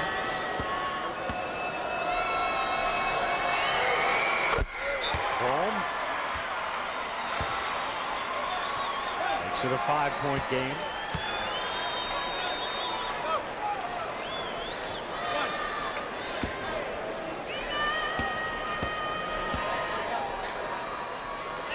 Second free throw, good again. 6-point Quincy Notre Dame lead as the final seconds tick down. Flores all the way in, lays it in uncontested. That does it. Quincy Notre Dame takes 3rd place in the 1999 Illinois Boys Class A tournament as the Raiders hold off Plano 69-65. There's Coach Scott Douglas. His team concludes the season at 28-6. Plano finishes up 23-10 after its first ever appearance at state. They made a valiant run at Quincy Notre Dame here in the 4th quarter, but couldn't quite get over the hump. And so the Raiders own 3rd place. And let's go to Yvonne Simmons with Coach Douglas. Coach Douglas, you guys bounced back. You came out firing. And then in the second half, when Plano came back in the 4th quarter, McGee had the biggest rebound of the game, and then Bohm on the free throw line. Yeah, it was huge. The rebound was a big one. There's no question about that. Yeah, we came back and played a lot more relaxed tonight and attacked people, and it's nice to finish a great group of seniors' career with a win. And what did you talk about this game, the third and fourth place game. There is some importance to it. Obviously, it's something your kids want to get done. You got some hardware. Oh, certainly. There's no question about that. And, we weren't real satisfied, obviously, with our performance this afternoon. So it was nice to be able to get ourselves back on the floor and have another game. Okay, congratulations. We'll talk to Tusshouse here. You were the hot hand in the playoffs. You're averaging about 20 points a game. Now here in the state tournament, the first two games, you were couldn't find the basket, had some tough looks, but you came through in this game, had 24 points. Yeah, on the first couple games, Jabot and Riverton, they played good defense on me. I didn't get quite as many open looks, but tonight I came out, got some open looks, caught the ball in rhythm and knocked some shots down. Some shots down. You were 6 of 9 from the three-point line. Yeah, I don't know. Okay, well, catch your breath. Congratulations. Dave, back to you. Thank you, Yvonne. So, third place belongs to the Raiders of Quincy, Notre Dame. Next up, the championship game. Final score, 69-65. Quincy, Notre Dame over Plano.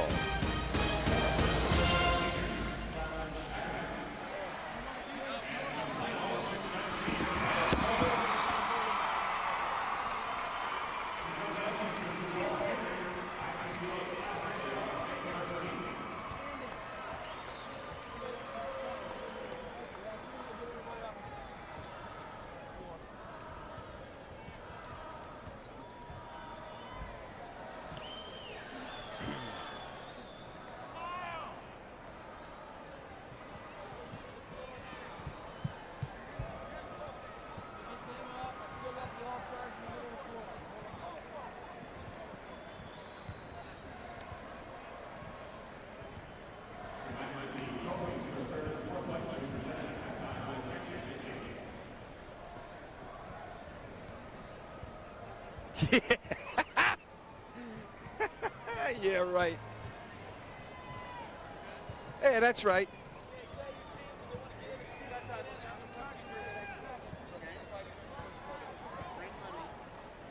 That's the way it works? Yeah. All right. You got it. What camera do you guys want me at? I'll go over to Tim.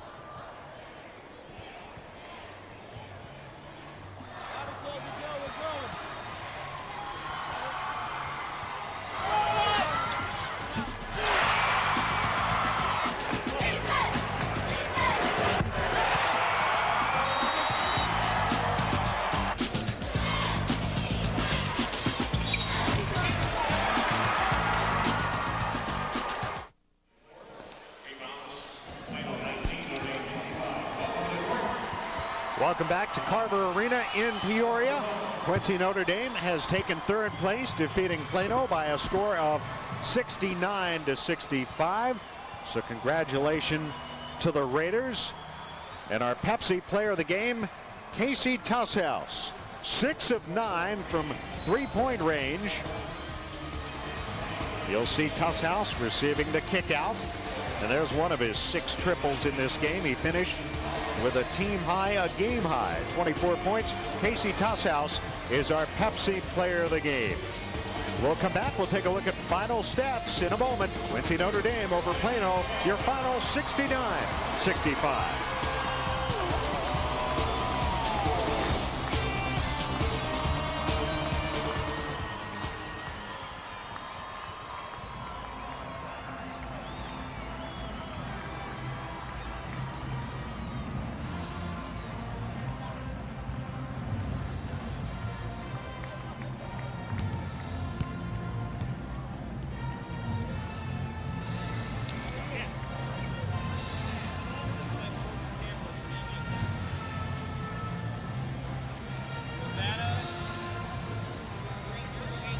Yeah, I'm here. I'm watching this. Okay, so it's 2 Thomas Johnson.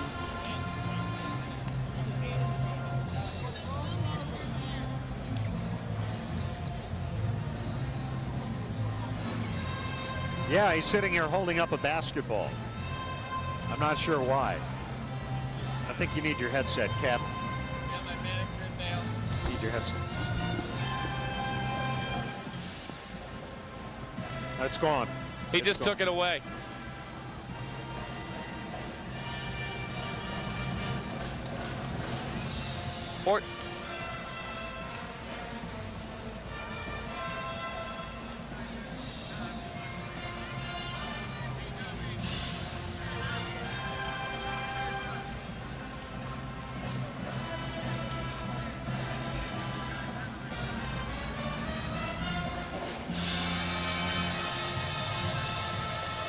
Welcome back to Carver Arena in Peoria, where Quincy Notre Dame has taken third place, beating Plano 69-65. I'm Dave Ennett with David Kaplan. This was a good game, third place game, and Yvonne talked about it a little bit. Sometimes people think these teams aren't fired up to play for third place. I think both these teams were. I think both teams were just overjoyed to reach the Elite Eight, and they had a good time. And as one of the coaches said after the ball game, boy, we got pounded this morning. We wanted an opportunity to come back and play. And you and I talked about that early in the broadcast. No, I don't think 2 games in 1 day is too much. These are young kids. They relish the opportunity to go play. Let's take a look at final stats from this game. Big game for Brad Korn individually for Plano, which shot 58%, actually outshot Quincy Notre Dame, 58-54. 3-point shooting, though, big difference for Quincy Notre Dame as the Raiders shot 47% from three-point range. They hit their free throws down the stretch, Cap. That was a big key in this game. They out-rebounded Plano. Plano did have those 5 blocked shots, and as a matter of fact, Korn had 4 of those, and Quincy Notre Dame 16 assists to 13 for Plano. So all in all, a good showing, and we talked about Korn. Too bad he fouled out of the game for Plano. Would have been nice to see what Plano could have done with him still in the ball game. Absolutely, because he's such an offensive presence, and he opens things up for everybody else because they always have to know, where's the 6'9" guy? He's either blocking shots defensively, he's attacking the glass, and he can step out and make shots or put the ball on the deck. Him having to go to the bench with 5 fouls certainly limited what Plano could do, and it took away from everyone else because there wasn't that one threat you had to worry about. This has been fun. Absolutely. Want to stick around, do another game? Yeah, let's stick around and do a final. I think there's another game here tonight, the championship game. Mitch Robinson will be back in a moment to take a look ahead to the battle coming up between Rock Falls and Waterloo-Jabot.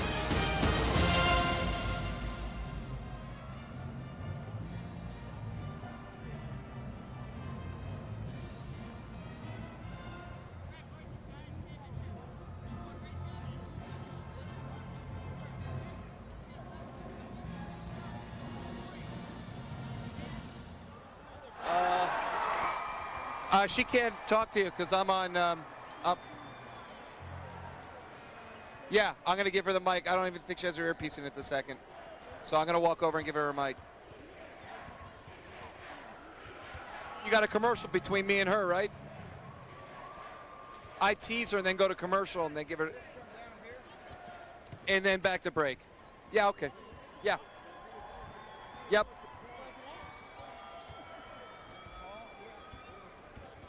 You got it. Sure, you lost your book already. Okay.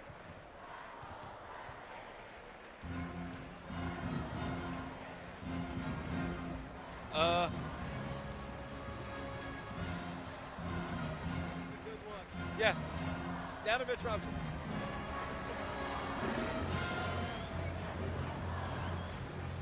Okay.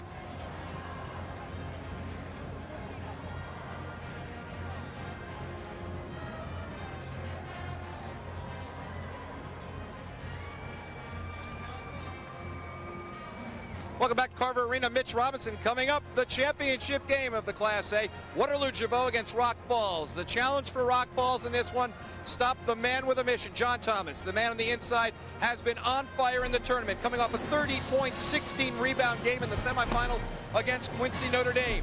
Thomas is the man. Now for Rock Falls, they can hit the three-pointers. Brian Vance, Jedediah Johnson was the man earlier today.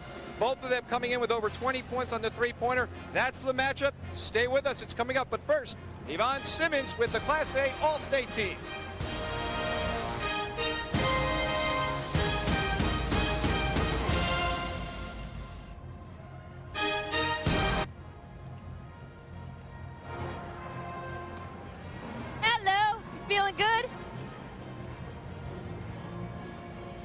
I said, are you feeling good? I'm ready to break away.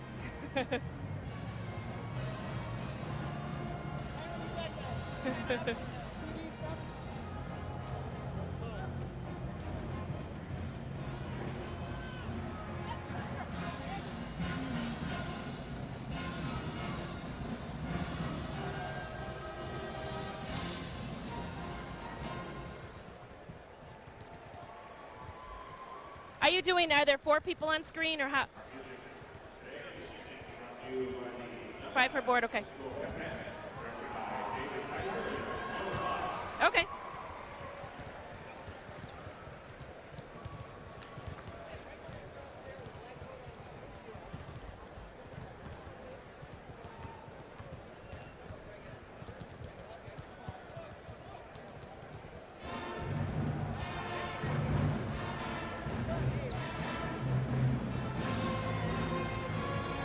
Okay.